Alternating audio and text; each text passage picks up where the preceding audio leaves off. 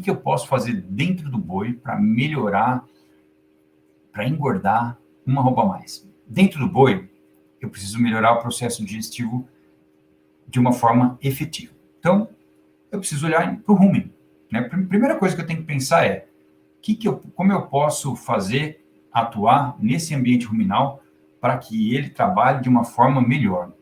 O que pode ser feito ali dentro do rumen para dar condições de ele responder melhor? Bom, é claro que tudo que eu falei lá atrás, de alguma forma, tem a ver com o que nós estamos falando aqui agora também, porque dentro do rumen, se eu estou com uma quantidade de fibra efetiva boa na dieta, dou condições para que a ruminação aconteça de uma forma boa, então significa que esse animal está tendo estímulo da dieta para que o processo digestivo aconteça. Se eu estou trabalhando com uma quantidade ideal de amido, se eu estou trabalhando com uma gordura protegida, os componentes da dieta vão me ajudar a melhorar esse ambiente ruminal. É claro, isso é mandatório. Eu tenho que saber isso, por isso que eu comecei falando de formulação lá atrás, porque é claro que a formulação ela vai influenciar diretamente aqui dentro do rumen. Depois, eu preciso entrar na parte dos promotores de crescimento. Eu tenho certeza que você trabalha com núcleo no confinamento, tenho certeza que você faz o balanceamento das suas dietas com núcleo. Mas esse núcleo, você hoje escolhe de que forma? Como você faz hoje a escolha de um núcleo para usar no confinamento? Vamos pensar o seguinte, então. Primeiro, o promotor de crescimento mais antigo e talvez o mais usado, né, com certeza, é a monenzina. A monenzina tem o seu efeito comprovado, vai atuar lá, vai funcionar como um selecionador de bactérias mais capazes, mais desejáveis para o processo digestivo e vai atuar ali dentro, vai muitas vezes regular esse consumo, então vai atuar de uma forma efetiva. Agora, se eu estou partindo para um ganho de peso maior, será que só a monenzina me ajuda? A gente tem ouvido falar que não. A gente tem ouvido falar que eu preciso usar outros tipos de aditivos também, como, por exemplo, a virginiamicina.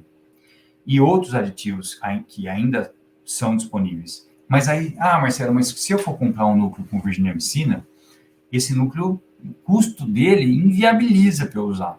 E aí eu vou voltar a falar de custo de arroba engordada lá no final. O que eu queria chamar a atenção nesse momento é o seguinte, é que eu preciso escolher um promotor de crescimento de acordo com o desafio de nutricional que eu estou colocando dentro do boi. Então, uma dieta muito quente vai ter que ter uma outra configuração, uma outra escolha de promotor de crescimento. E pode ser que no final do ciclo eu ainda mude a inclusão desses promotores para não segurar o consumo, que já tem uma tendência de ser menor no final do confinamento. Então, isso é muito importante. Outra coisa, agora falando de uma ferramenta, então, como usar uma ferramenta que regula o rumen de forma mais natural, que melhora a população de bactérias que tem ali, que regula, que faz biorregulação. Então, eu vou falar agora dos probióticos e dos pré-bióticos. O que são os probióticos? Os probióticos são, por exemplo, bactérias e leveduras vivas que atuam dentro do rumen, melhorando a degradabilidade, ou seja, a capacidade que o animal tem de quebrar os alimentos. Então, lá no começo, eu falei de uma forma bem simples, e eu acho que isso tem que ser colocado assim mesmo, porque você também vai precisar, você que é técnico que está aqui hoje, precisa explicar isso um pouco para a turma lá dos confinamentos que você atende de uma forma simples. Então, se eu falei lá no começo que processo digestivo, ele tira os nutrientes que estão dentro dos alimentos, então você pode substituir essa palavra por degradar. Degrada os alimentos para tirar os nutrientes que estão ali envelopados, os nutrientes estão presos dentro do alimento. Então, as bactérias do rumen degradam esses alimentos para tirar os nutrientes. Quando eu boto probióticos, como, por exemplo, as leveduras vivas, elas melhoram o ambiente ali para que a degradabilidade, ou seja, a quebra, a retirada de nutriente do alimento melhore. Então, eu tenho uma degradabilidade maior e uma digestibilidade maior, portanto. Então, as leveduras vivas, elas fazem esse papel. Elas são micro-organismos vivos que atuam melhorando o ambiente ruminal e favorecendo o processo digestivo, agora dentro do boi.